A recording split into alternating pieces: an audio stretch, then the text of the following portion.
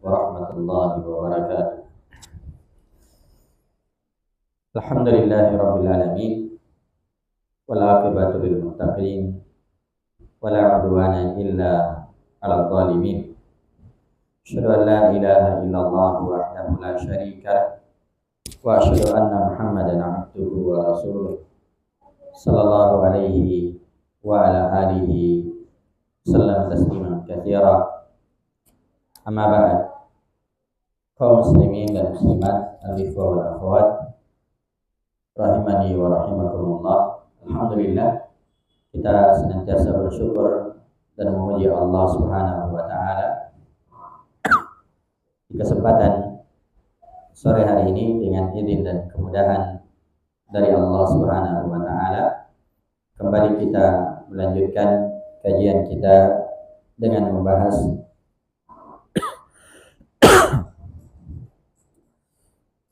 terkait dengan masalah sholat yang diambil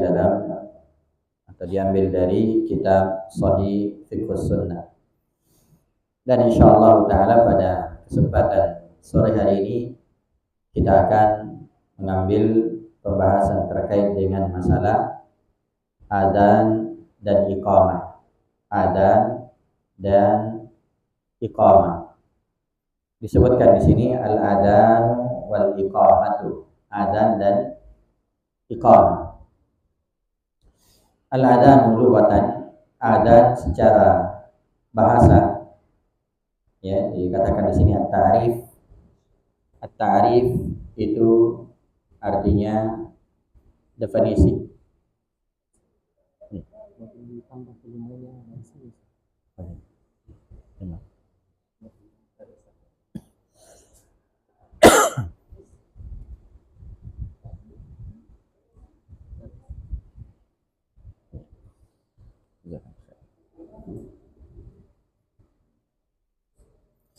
Ya, jadi at-ta'rif artinya pengertian atau definisi. Al-adzan lughatan al-i'lam. Adzan secara bahasa itu bermakna al-i'lam, artinya pengumuman atau penyampaian. Ini makna adzan secara bahasa. Ya, dia bermakna al-i'lam, yaitu pengumuman. Kalau Allah Ta'ala sebagaimana firman Allah Subhanahu wa taala dalam surah Al-Hajj ayat 27, wa'adzin fin nasi bil hajj, wa'adzin fin nasi bil hajj, dan umumkanlah kepada manusia tentang haji. Jadi a'dzin, ya, wa'adzin, adzin di dalam ayat ini bermakna a'limhum bihi, umumkan kepada mereka. Jadi inilah makna adzan secara bahasa, yaitu al-i'lam, artinya pengumuman atau penyampaian. Adapun secara istilah adzan artinya at-ta'abbudu lillahi ta'ala li'i'lamin bidukhuli waqtis shalah bidzikrin makhsus. Adzan secara istilah itu artinya at-ta'abbudu lillahi ta'ala, beribadah kepada Allah Subhanahu wa ta'ala. Ya, jadi adzan secara istilah adalah at-ta'abbudu lillah, beribadah kepada Allah Subhanahu wa ta'ala, li'ilami bidukhuli waqtis shalah, dengan mengumumkan masuknya waktu salat, bidzikrin maksus, dengan zikir tertentu. Maka di sini dikatakan adzan secara istilah adalah at-ta'abbudu lillah, beribadah kepada Allah Subhanahu wa taala. maka dimaklumi bahwasanya ibadah kepada Allah itu nanti diterima kalau memenuhi dua syarat. Yang pertama adalah ikhlas karena Allah Subhanahu wa taala, dan yang kedua adalah mutaba'ah, ya, mencontoh Nabi sallallahu alaihi wasallam. Oleh karena itu, azan ini tidak boleh ditambah-tambah dan tidak boleh dikurangi. Kenapa? Karena dia adalah ta'abbudu lillah, beribadah kepada Allah. Namanya ibadah tidak boleh ditambah-tambah. Nah, karena itu ketika azan tidak boleh ada tambahan sholawat di depannya. Ya, kadang ada orang azan, ya, dia bersalawat dulu atau membaca ayat, ya, misalnya dia baca innallaha wa malaikatahu yusalluna 'alan nabi ya ayyuhalladzina amanu sallu 'alaihi wa sallimu taslima, lalu dia membaca Allahumma shalli ala Muhammad, ya, bersalawat terlebih dahulu sebelum azan, maka ini adalah perkara yang tidak dicontohkan, oleh syariat. Maka azan itu adalah ibadah kepada Allah, dan ibadah sekali lagi syaratnya ada dua. Pertama, ya, ikhlas. Ya, pertama adalah ikhlas,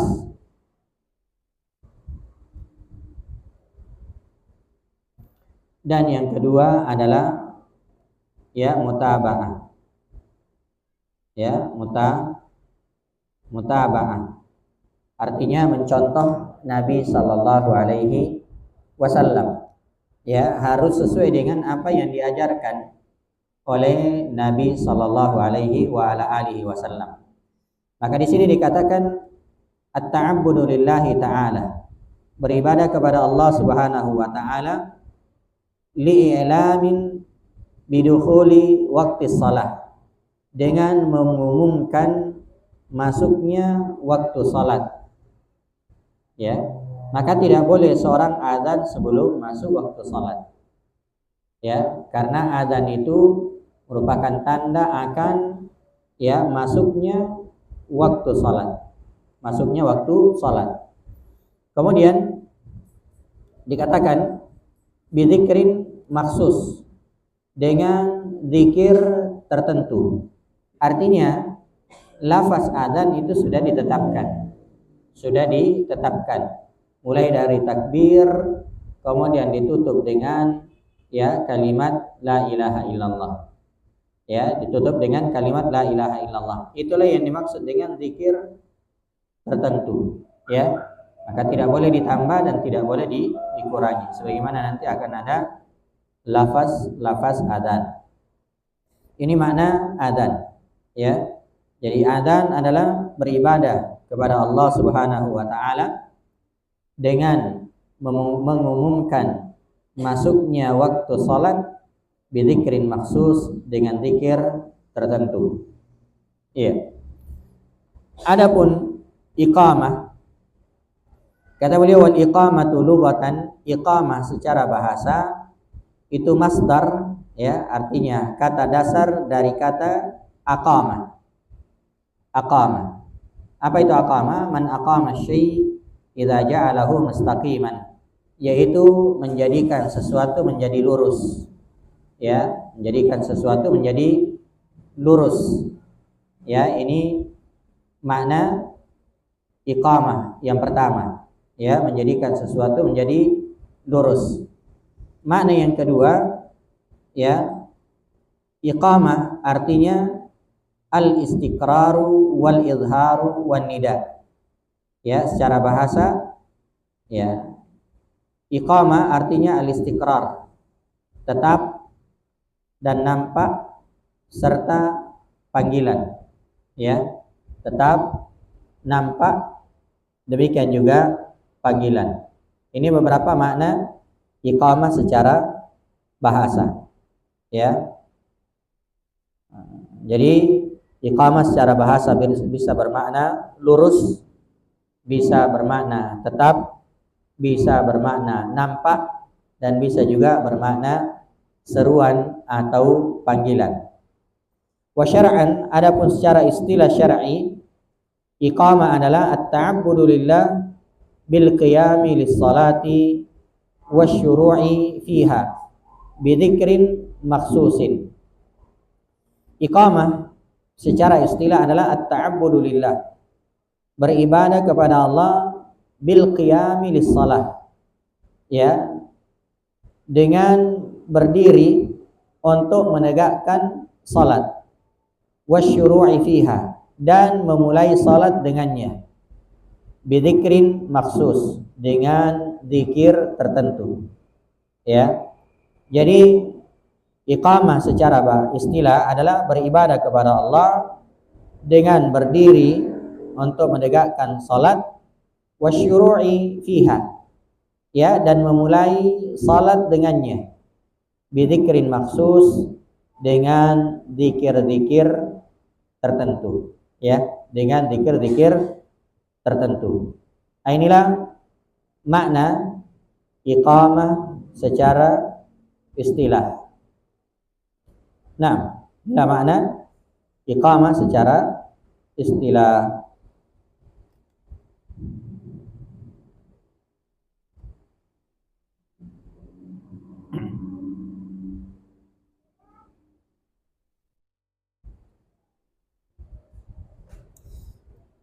Kemudian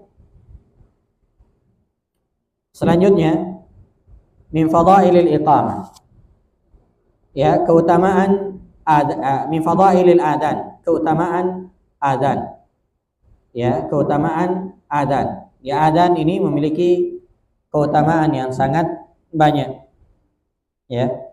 Kita akan mengambil beberapa di antara keutamaan adzan, ya.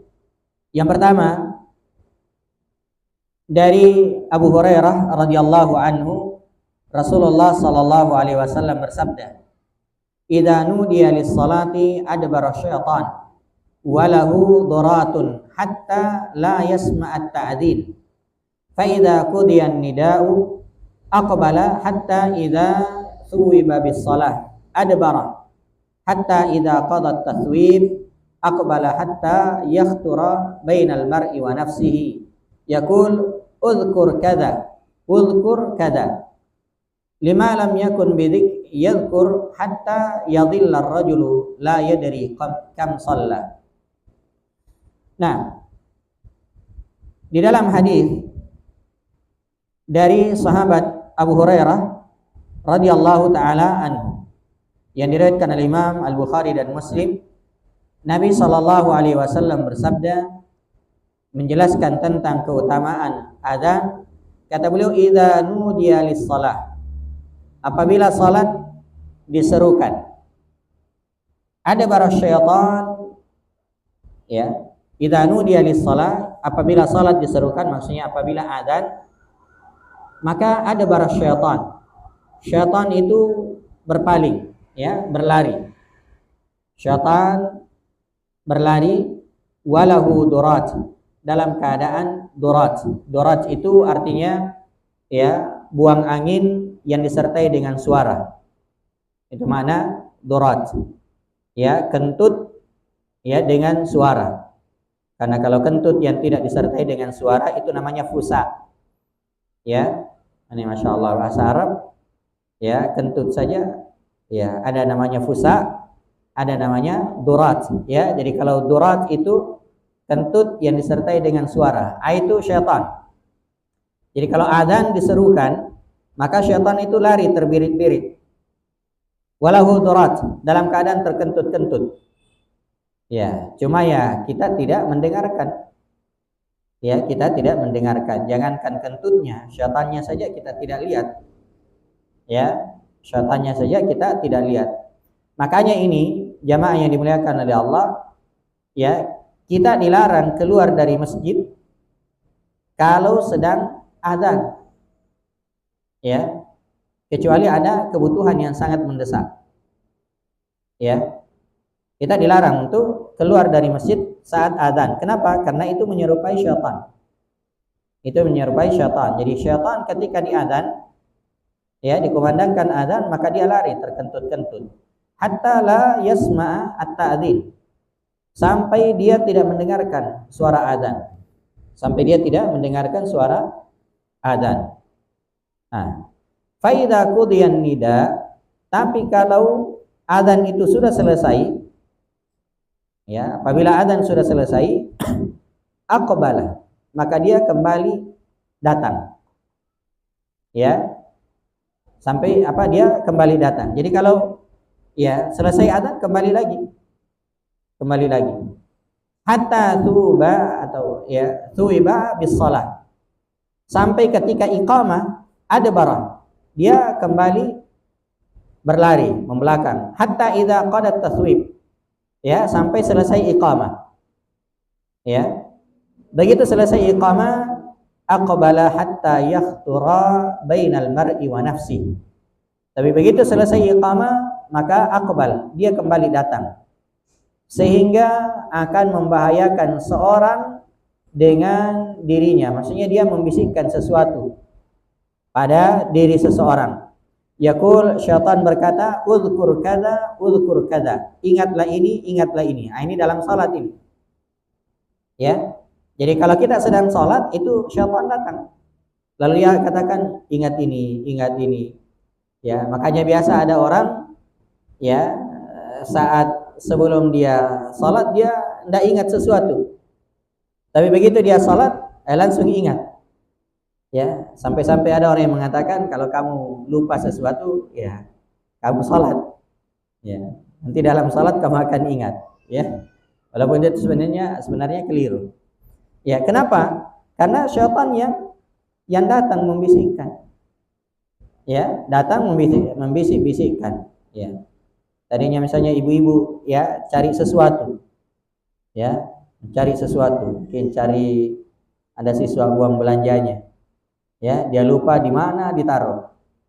Ya. Di mana ditaruh tadi? Sisa 10.000. Ya, cari keliling tidak dapat-dapat. Begitu masuk waktu zuhur, salat, langsung ingat. Oh, tadi uang di situ. Ah, itu syaitan itu sebenarnya. Ya, syaitan yang datang membisikkan. Jadi kata syaitan, uzkur kada, ingat ini, ingat ini. Nah, sehingga apa? Lima lam yakun yadhkur, yang tadinya dia tidak ingat. Dia ingat. Hatta yadhilla ar-rajulu la yadri kam shalla. Sehingga seorang itu ya, dia tidak tahu berapa rakaat salatnya. Nah, disitulah biasa kita di dalam salat, ini tadi ya ini sudah 3 rakaat atau masih 2 rakaat ini, ya sudah 4 rakaat atau baru 3 rakaat, atau sudah 4 rakaat atau sudah 5 rakaat. Nah, itu memang syaitan datang membisikkan sehingga seorang tidak mengetahui berapa jumlah rakaat di dalam salatnya. Nah, maka jemaah yang dimuliakan oleh Allah, disebutkan di dalam hadis ini tentang keutamaan adzan, bahwasanya ya ketika adzan dikumandangkan maka syaitan itu lari, terbirit-birit, terkentut-kentut sampai dia tidak mendengarkan suara adzan. Nah, ini sisi keutamaannya. Tapi begitu selesai adzan dia kembali. Ya, dia kembali untuk menggoda manusia. Begitu iqamah lari lagi. Ya, lari lagi. Ya, lari. Selesai iqamah kembali lagi. Ya, menggoda seorang di dalam salatnya. Sehingga syaitan mengatakan kamu ingat ini, kamu ingat ini, sampai dia tidak mengetahui berapa rakaat di dalam salatnya,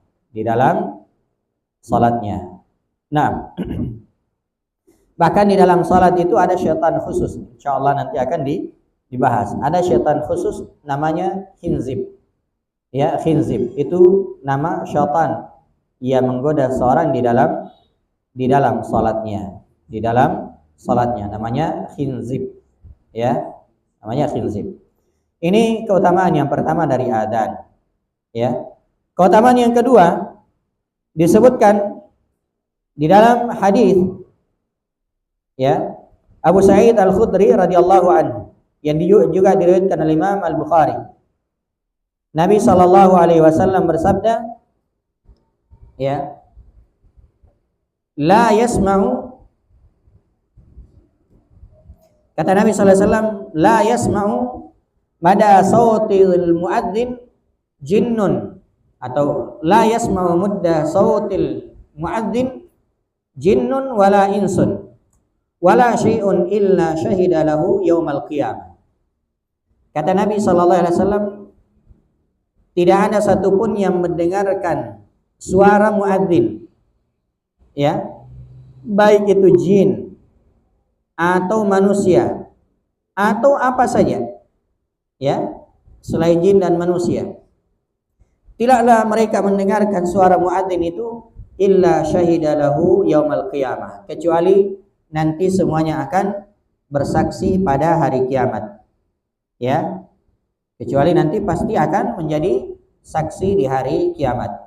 Maka ini keutamaan yang kedua dari azan, ya, keutamaan yang kedua dari azan, bahwasanya semua yang mendengarkan suara azan itu nanti akan menjadi saksi pada hari kiamat, ya, akan menjadi saksi pada hari kiamat, baik itu jin, manusia, bahkan disebutkan dalam keterangan yang lain, ya, yaitu daun-daun yang basah, yang kering, ya, semuanya akan menjadi saksi nanti pada hari kiamat, ya. Maka ini hadis yang memotivasi kita untuk, ya, berlomba di dalam, ya, meraih keutamaan ini, ya, apalagi kita sebagai seorang laki-laki. Baik. Hadis yang ketiga, ya. Jadi keutamaan yang kedua, bahwasanya tidak ada yang mendengarkan suara adzan atau suara muadzin kecuali nanti akan datang pada hari kiamat menjadi saksi. Nah, kemudian, ya, yang ketiga dari keutamaan adzan, ya, kita ambil hadis Abu Sufyan atau Muawiyah bin Abi Sufyan radhiyallahu taala anhu. Nabi sallallahu alaihi wasallam bersabda, Al-muadzinu atwalun nasi a'naqan yaumal qiyamah. Kata Nabi sallallahu alaihi wasallam dalam hadis yang diriwayatkan oleh Imam Muslim, kata beliau sallallahu alaihi wasallam, al-muadzinu, para muadzin itu atwalun nasi a'naqan yaumal qiyamah. Mereka adalah orang-orang yang paling panjang lehernya nanti pada hari kiamat. Ya. Maksudnya apa di sini jamaah yang dimuliakan oleh Allah? Kenapa dikatakan para muadzin itu adalah orang yang paling panjang lehernya pada hari kiamat? Ya, ini sebagai tanda kemuliaan terhadap mereka. Tanda kemuliaan terhadap mereka. Ya. Jadi nanti pada hari kiamat itu langsung dikenal para muadzin. Mereka adalah orang yang panjang-panjang lehernya. Ya, orang yang panjang lehernya. Jadi diketahui, oh ini dulu adalah muadzin, orang-orang yang selalu azan. Ya, jadi nanti pada hari kiamat itu sebenarnya manusia akan diketahui sesuai dengan, ya, kondisinya di dunia. Ya, disebutkan dalam keterangan yang lain bahwasanya Nabi SAW itu akan mengenal umatnya dengan bekas wudu di wajah mereka, karena wajah mereka, ya, itu putih. Ya, cerah putih sebagai tanda dari tanda-tanda wudu mereka. Ya, tanda dari tanda-tanda wudu mereka. Ya, maka Nabi langsung mengenali mereka. Ya, disebut dengan ghurra al-muhajjalin. Ya. Demikian juga para pelaku dosa dan maksiat langsung akan dikenal nanti pada hari kiamat. Orang yang suka makan riba itu nanti, ya, dibangkitkan dalam keadaan gila. Ya. Kesurupan, ya, kesurupan. Nah, langsung dikenal, oh ini dulu pemakan riba. Ya, orang yang suka memakan harta anak yatim, nah, itu dia dibangkitkan dalam keadaan, ya, ada api yang keluar dari perutnya. Ya, ada api yang keluar dari perutnya. Berarti dikenal, oh ini orang yang suka makan harta anak yatim. Ya, demikian juga orang yang memiliki, ya, lebih dari satu istri, ya, dia misalnya poligami di dunia ini, punya 2 atau 3 istri atau 4 istri, lalu dia tidak bisa berbuat adil, maka nanti dibangkitkan pada hari kiamat dalam keadaan badannya miring. ya, dalam keadaan badannya miring, ya, miring. Ya, itu apa namanya? Berat sebelah. Ya, apa namanya? Berat sebelah. Itu tanda-tanda semua diberikan. Ya, dikenali nanti pada hari kiamat. Termasuk di sini para muadzin. Para muadzin mereka akan dikenal nanti pada hari kiamat bahwasanya inilah, ya, para muadzin, mereka adalah orang-orang yang, ya, apa namanya? Yang panjang leher-leher mereka, panjang leher-leher mereka. Nah, maka ini, ya, keutamaan yang ketiga dari azan, ya, bahwasanya para muadzin itu mereka akan dipanjangkan lehernya sebagai bentuk keutamaan, ya, buat mereka.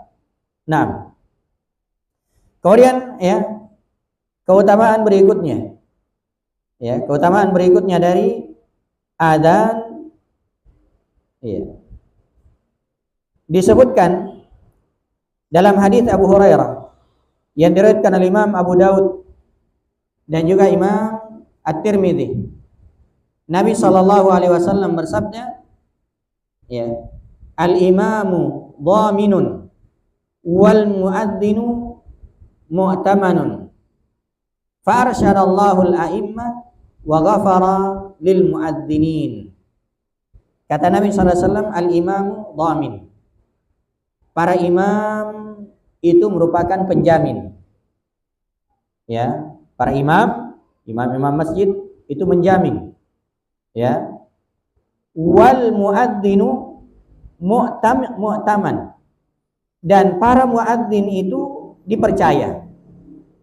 Nah, di sini terdapat pelajaran, kata Nabi sallallahu alaihi wasallam, para muadzin itu dipercaya. Nah, maka seorang muadzin itu tidak boleh azan sebelum waktunya. Kenapa? Karena azan itu bukan hanya terkait dengan waktu sholat, ya, tapi juga terkait dengan buka puasa, juga terkait dengan makan sahur. Nah, maka kata Nabi, wal muadzin mu'taman. Muadzin, para muadzin itu dipercaya. Oh, ini sudah masuk waktu sholat. Kenapa? Sudah terdengar azan. Ya. Oh, ini sudah masuk berbuka, ya, masuk waktu berbuka. Kenapa? Sudah azan. Ini tidak boleh lagi makan sahur. Kenapa? Sudah azan. Ya, sudah azan. Iya, maka dikatakan wal muadzin mu'taman. Ya, dengan suara azan mereka, maka, ya, orang-orang masuk menunaikan ibadah salat. Jadi kalau muadzin itu tidak azan pada waktunya, maka orang akan salat, ya, sebelum waktunya, atau orang akan berhenti makan sebelum waktunya, atau seorang akan berbuka sebelum waktunya. Maka kata Nabi sallallahu alaihi wasallam, fa arsyadallahu al-a'immah, Allah memberi petunjuk kepada para imam, wa ghafara lil muadzinin, dan mengampuni para muadzin. Ya, subhanallah. Maka di sini ada keutamaan yang sangat besar, bahwasanya wa ghafara lil muadzinin, Allah mengampuni dosa-dosa para muadzin. Ya, dosa para muadzin itu diampuni oleh Allah Subhanahu wa taala. Ini keutamaan yang keempat, bahwasanya dosa para muadzin itu diampuni oleh Allah Subhanahu wa taala. Ya. Dosa mereka diampuni oleh Allah Subhanahu wa taala. Nah, sekarang pertanyaannya, yang mana yang lebih utama? Apakah imam atau muadzin? Ini terdapat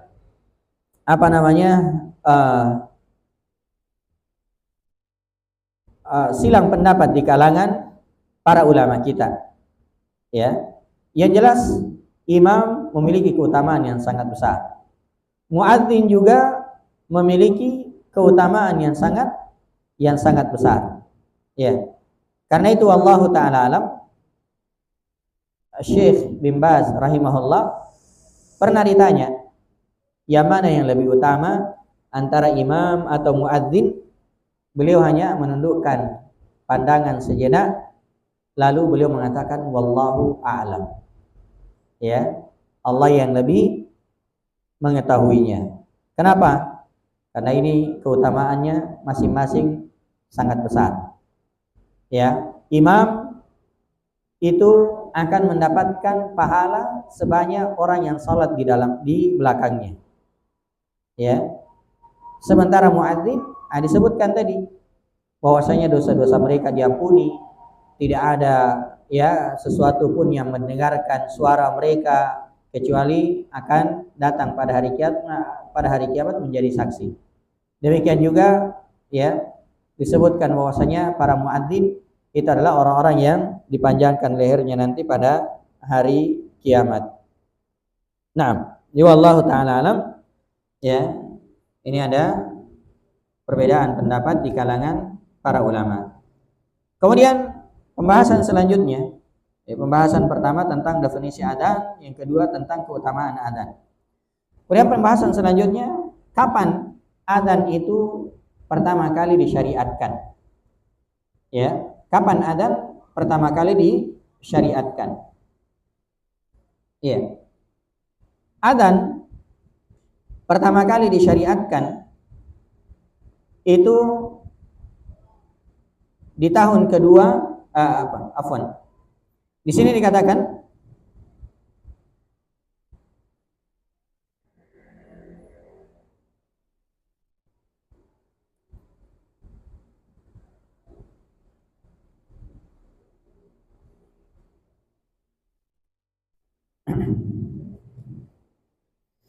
iya.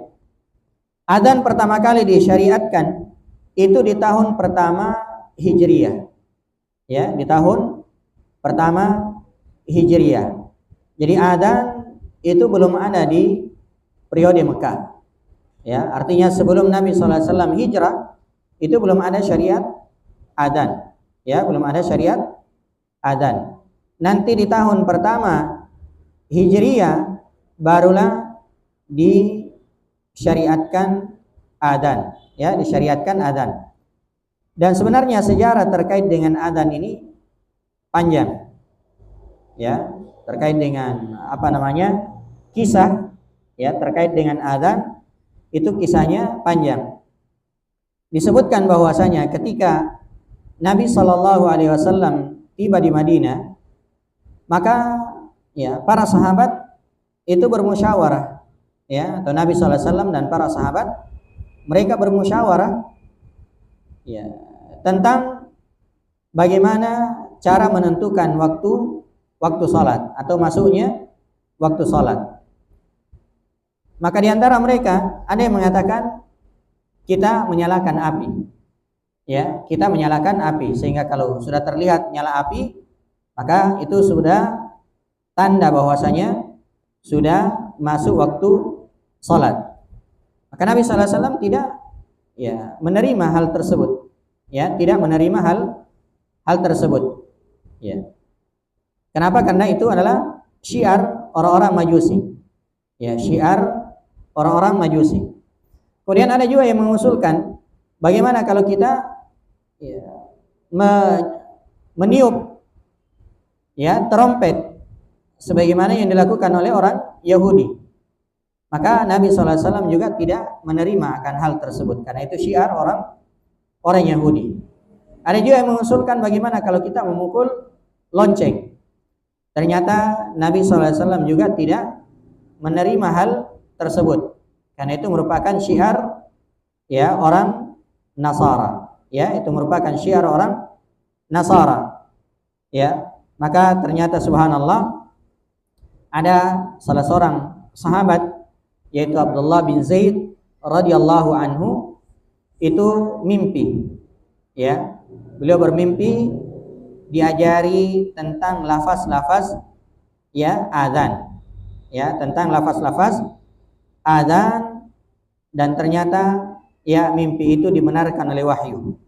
Ya, dibenarkan oleh wahyu sehingga Nabi SAW mengatakan bahwasanya ajari Bilal radhiyallahu taala anhu tentang hal tersebut, ya, tentang hal tersebut, ya, apa yang kau mimpikan.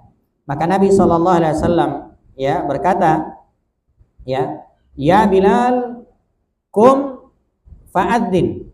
Ya, kata Nabi SAW, ya Bilal, kum fanada bis salat. Atau wahai Bilal, berdirilah dan serukanlah salat. Ya, serukanlah salat. Ya, sesuai dengan yang diajarkan oleh atau yang dilihat oleh Abdullah bin Zaid di dalam mimpinya. Di sini sebenarnya terdapat pelajaran. Yang mimpi adalah Abdullah bin Zaid. Ya. Ternyata yang disuruh berdiri untuk adzan adalah Bilal. Ya, adalah Bilal. Kenapa? Disebutkan dalam keterangan, disebutkan dalam hadis, ya, fa innaka anda lis-saut, karena engkau lebih besar suaramu. Nah, maka di sini terdapat hikmah, terdapat pelajaran bahwasanya ya orang yang adzan itu adalah orang yang lebih keras suaranya. Ya, orang yang lebih keras suaranya. Nah, maka disebutkan di sini ya bahwasanya yang adzan adalah Bilal. Padahal yang mimpi adalah Abdullah bin Zaid radhiyallahu taala anhu. Ya, radhiyallahu taala anhu. Jadi di sini ada keterangan tadi ya hampir luput, disebutkan bahwasanya ya pertama kali atau syuri'al adzanu bil Madinah fis sanatil ula. Ya, fis sanatil ula. Ya, bahwasanya adzan pertama kali disyariatkan itu di Madinah di tahun pertama. Ya, di tahun pertama ya minal hijrah. Di tahun pertama Hijriah. Jadi adzan pertama kali disyariatkan di tahun pertama Hijriah. Walaupun salat itu sudah disyariatkan sebelum hijrah. Ya, sebelum hijrah. Tapi saat itu belum ada syariat adzan. Ya, nanti di tahun pertama Hijriah setelah Nabi SAW hijrah barulah disyariatkan adzan. Nah, kemudian selanjutnya hukum adzan. Ya, hukum adzan. Apakah adzan itu adalah wajib atau sunnah muakkadah? Ya. Apakah wajib atau sunnah muakkadah? Di sini ada perbedaan pendapat di kalangan para ulama. Dan yang benarnya bahwasanya adzan itu hukumnya fardu kifayah. Ya. Hukumnya wajib kifayah. Ya. Artinya apa? Artinya kalau sudah ada sebagian dari kaum muslimin yang menegakkannya, maka yang lainnya sudah gugur. Ya, dosa dan dosa mereka. Ya, mereka tidak berdosa. Tapi kalau misalnya di satu kampung tidak ada yang adzan, maka semua penduduk yang ada di kampung tersebut berdosa. Ya, kalau di satu kampung, satu daerah tidak ada adzan, maka semuanya berdosa. Maka inilah pendapat yang paling kuat bahwasanya ya adzan itu hukumnya fardu kifayah. Ya, bukan fardu ain dan bukan juga sunnah muakkadah menurut pendapat yang paling kuat. Ya, tapi dia adalah ya fardu kifayah. Fardu kifayah. Artinya apabila sudah ada di antara kaum muslimin yang menegakkannya, maka yang lainnya gugur kewajibannya. Dan di sini jamaah yang dimuliakan oleh Allah Subhanahu wa taala, adzan itu juga merupakan syiar Islam yang paling nampak. Ya. Karena itu kadang ada yang bertanya, apa ciri atau tanda ya negara Islam? Ya. Apa tanda atau ciri negara Islam? Ya. Jadi ciri negara itu atau negeri itu dianggap sebagai negeri Islam ya kalau di situ didapatkan syiar-syiar Islam. Misalnya adzan. Ya, di mana-mana bisa dikumandangkan adzan, dikumandangkan iqamah, di mana-mana bisa seorang melakukan salat berjamaah. Ya, demikian juga kita bisa menampakkan syiar-syiar agama kita, seperti para perempuan memakai jilbab, bahkan memakai niqab, Ini semua syiar Islam. Ya, ditegakkan salat Id, salat Jumat, ini semua adalah syiar Islam. Ya. Maka ketika nampak hal ini, maka itu disebut sebagai negeri Islam. Ya, sebagai negeri Islam. Karena negeri kafir itu tidak didapatkan hal yang seperti itu, tidak didapatkan azan, tidak didapatkan salat berjamaah dan selainnya dari syiar Islam. Maka alhamdulillah kita bersyukur kepada Allah Subhanahu wa taala, kita tinggal di negeri ini yang di mana-mana sangat dimudahkan ya untuk menampakkan azan. Karena itu disebutkan dalam hadis yang diriwayatkan ya oleh Imam Al-Bukhari dan Muslim, Nabi SAW menjadikan azan itu sebagai ya tanda untuk menahan tidak memerangi mereka. Ya. Disebutkan di sini ya. Disebutkan dalam hadis yang diriwayatkan oleh Muslim, anna Nabiy sallallahu alaihi wasallam qad ja'alahu alamatan lil Islam wa dilalatan 'ala tamassuki bihi wa dukhuli fi. Nabi sallallahu alaihi wasallam menjadikan azan itu sebagai alamatan lil Islam, tanda keislaman. Ya. Wa dalalatan 'ala tamassuki bihi, dan tanda berpegang teguh dengannya. Ya, maksudnya kita ketika ada satu daerah ya atau negeri yang di situ ditegakkan azan, maka itu tanda kalau dia atau negeri tersebut adalah negeri Islam. Waddukhuli fi, dan masuk ke dalamnya itu diperbolehkan. Ya. Fa'an Anas, dari Anas bin Malik, anna Nabiy sallallahu alaihi wasallam kana idza aghza bina. Dari Anas bin Malik radhiyallahu anhu, beliau berkata, Nabi SAW kalau memerangi kaum, ya, lam yakun yaghzu bina hatta yusbiha wa yandur.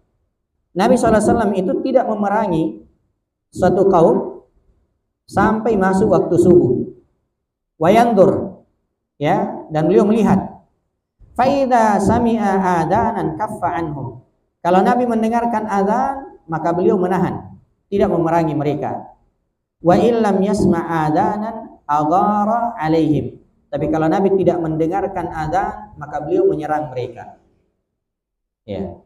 Nah, ini di sini disebutkan oleh Anas bin Malik radhiyallahu taala anhu, ya, bahwasanya Nabi sallallahu alaihi wasallam ketika berperang bersama kami, ya, untuk memerangi satu kaum, maka beliau tidak langsung menyerang mereka, ya, tapi beliau menunggu sampai waktu subuh, ya. Kalau terdengar adzan berarti tahan pasukan, tidak boleh memerangi mereka. Kenapa? Itu negeri Islam.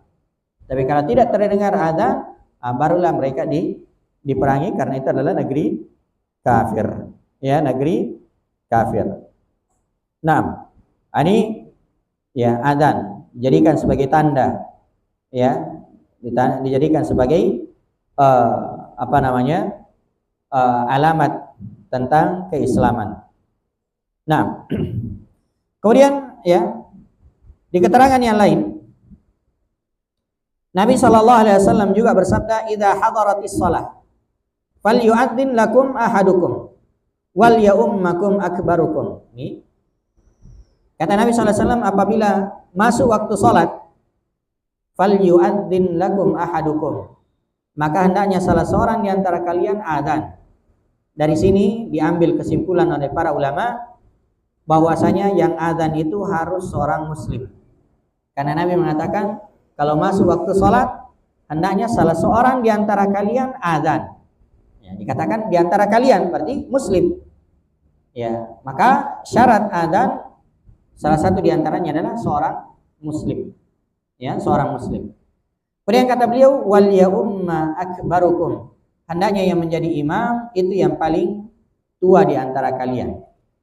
Ya, maksudnya kalau ada beberapa orang di situ, ya, dilihat siapa yang paling bagus bacaannya, ya, kemudian paling paham agama, kemudian dilihat yang mana yang paling, ya, senior, yang paling tua umurnya. Ya, yang paling tua umurnya. Nah, kemudian ya, keterangan yang lain, Nabi SAW bersabda kepada Utsman bin Abil As. Kata Nabi SAW, "Wattakhid mu'adzinan la ya'khudhu ala adanihi ajra." Kata Nabi SAW, ambillah muadzin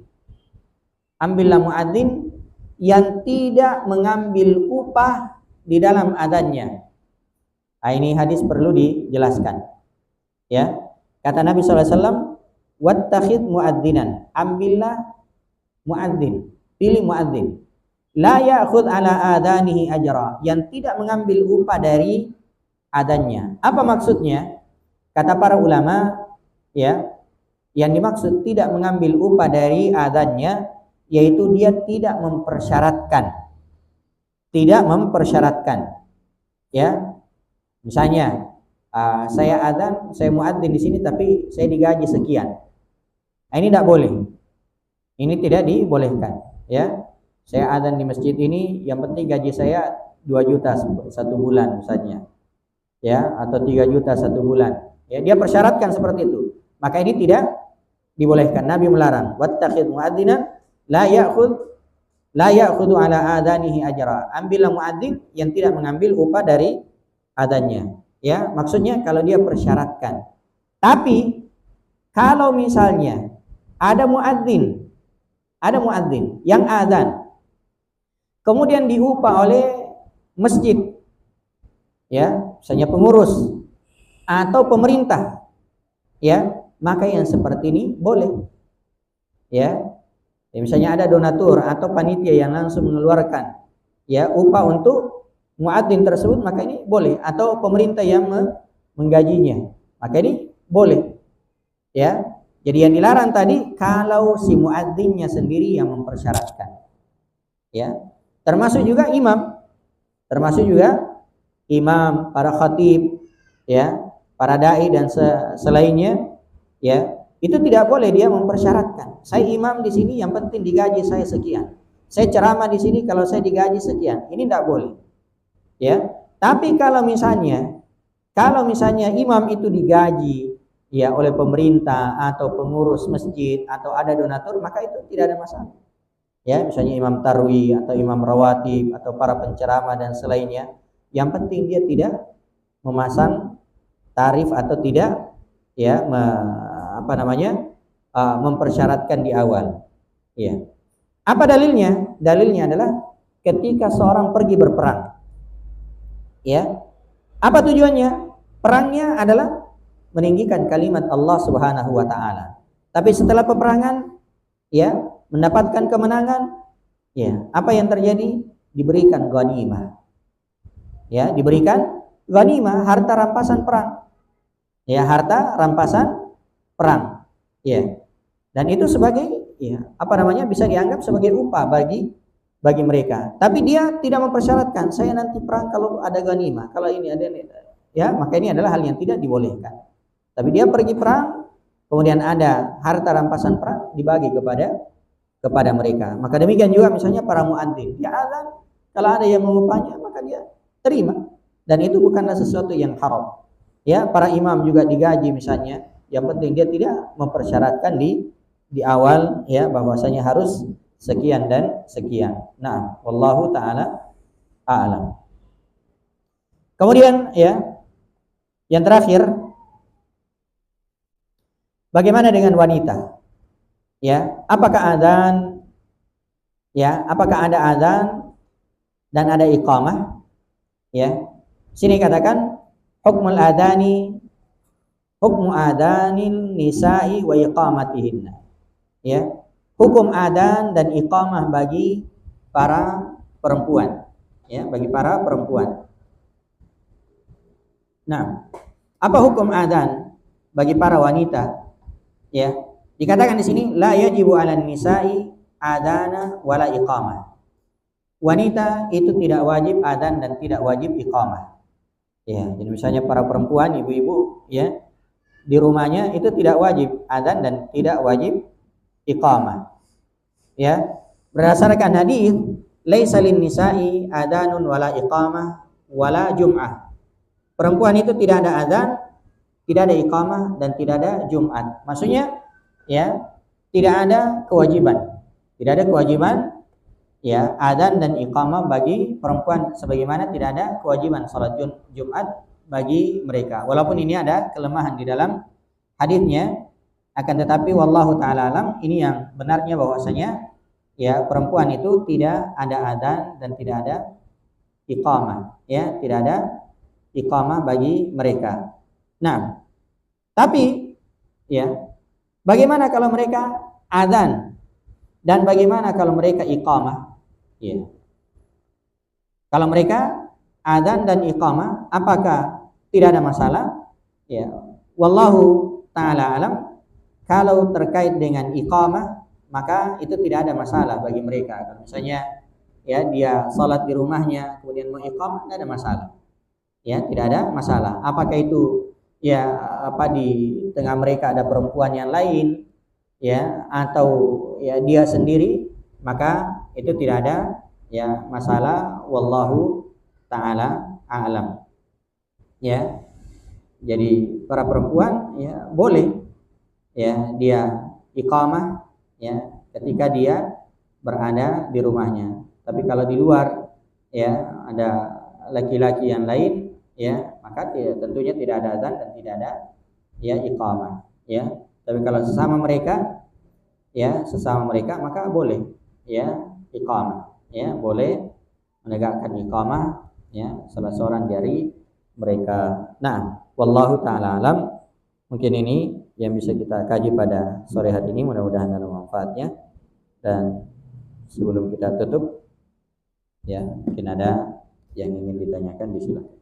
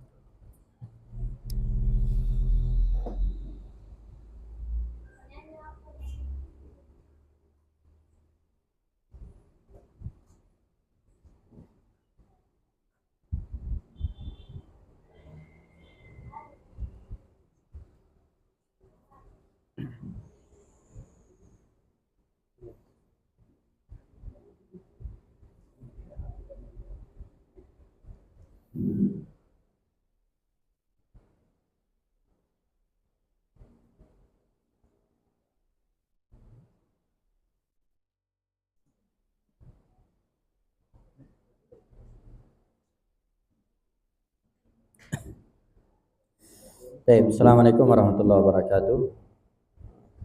Waalaikumsalam warahmatullahi wabarakatuh.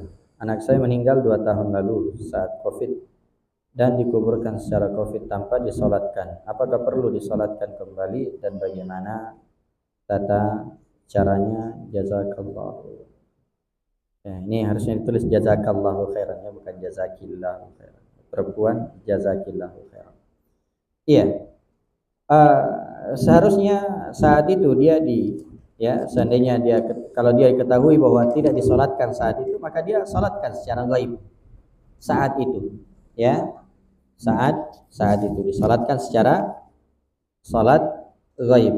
Adapun ini sudah berlalu ya, sudah bertahun-tahun, maka ya tidak ada lagi kewajiban untuk dirinya, cukup dia doakan ya, wallahu taala a'lam ya, wallahu taala a'lam. Nah, ya karena sholat jenazah itu pertama ketika jenazahnya hadir. Kalau jenazahnya tidak hadir, ya maka dia disolati secara gaib. Kalau memang ya belum disolati, jadi dia sholat gaib. Tapi kalau sudah berlalu ya beberapa waktu, ya maka itu sudah wallahu ta'ala alam ya tidak disolati lagi. Nah, didoakan mudah-mudahan Allah Subhanahu wa taala mengampuninya dan mengangkat derajatnya. Apakah boleh salat tahajud sebelum tidur? Iya, salat tahajud atau salat malam itu boleh seorang sebelum tidur ya. Salat witir boleh dilakukan sebelum tidur. Demikian juga salat malam yang lainnya boleh dilakukan sebelum tidur. Hanya saja yang paling utamanya kalau dilakukan di akhir malam, ya, setelah bangun tidur, ya, di akhir malam, di sepertiga malam terakhir. Tapi kalau misalnya pertanyaan apakah boleh sebelum tidur, jawabannya boleh, ya, jawabannya boleh. Nah, ya, sholat beberapa rakaat kemudian dia witir, maka dibolehkan. Wallahu ta'ala a'lam. Bismillahirrahmanirrahim. Warahmatullahi wabarakatuh. Waalaikumsalam warahmatullahi wabarakatuh. Bagaimana jika kita berada di dalam keluarga yang masih merayakan Maulid, masih mempercayai pohon-pohon keramat, tapi sholat 5 waktu dan puasanya rutin mereka kerjakan?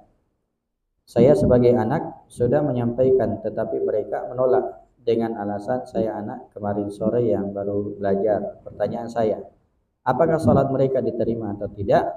Yang kedua, apakah mereka sudah termasuk syirik, dan apa boleh saya sebagai anak mendoakan mereka? Nah, jadi di sini ada beberapa kasus. Pertama, Maulid, ya, Maulid itu perkara yang tidak disyariatkan di dalam agama kita, ya, tidak disyariatkan. Nabi dan para sahabatnya tidak pernah melakukan hal tersebut. Demikian juga para ulama, ya, para ulama imam yang 4, mereka tidak pernah, ya, merayakan hal yang seperti ini. Nah, itu adalah perkara yang diada-adakan di dalam Islam. Kemudian yang kedua, dia mempercayai, ya, hal-hal yang keramat dan seterusnya, maka ini termasuk kesyirikan. Ini termasuk kesyirikan. Nah, ya, dan seorang itu ketika melakukan kesyirikan dan syiriknya adalah syirik besar, maka amalannya tidak diterima. Amalannya tidak diterima sampai dia bertaubat kepada Allah Subhanahu wa taala. Bahkan seluruh amalannya itu bisa rusak disebabkan karena kesyirikannya. Ya, disebabkan karena kesyirikannya. Karena itu Nabi Allah Subhanahu wa taala mengingatkan Nabi kita sallallahu alaihi wasallam, "Wa laqad uhiya ilaika wa ilal ladzina min qablik la in asyrakta la yahbatanna 'amaluk." Dan diwahyukan kepada engkau wahai Muhammad dan orang-orang sebelum engkau, yaitu para nabi dan rasul sebelum beliau. Apa wahyunya? La in asyrakta, kalau engkau menyekutukan Allah, ya, la yahbatanna 'amaluk, maka seluruh amalanmu akan terhapus. Seluruh amalanmu akan terhapus. Maka orang yang melakukan kesyirikan dengan syirik besar, ya, maka kesyirikannya itu akan merusak amalan-amalannya. Apakah boleh sebagai seorang anak mendoakannya? Kalau mereka masih hidup, maka didoakan supaya dia mendapatkan hidayah, mendapatkan petunjuk, ya, supaya mereka mengenal Islam yang sebenarnya, mengenal sunnah Nabi sallallahu alaihi wa ala alihi wasallam. Nah, tapi kalau sudah meninggal dan meninggal di atas kesyirikan, maka itu tidak boleh didoakan sebagai nama Nabi sallallahu alaihi wasallam, dilarang untuk mendoakan pamannya. Ya, dilarang untuk mendoakan pamannya yang meninggal di atas kesyirikan, ya. Semoga Allah Subhanahu wa taala memberikan hidayah dan taufik kepada kita semua. Nah, subhanakallahumma wa bihamdik, asyhadu an la ilaha illa anta, astaghfiruka wa atubu ilaik.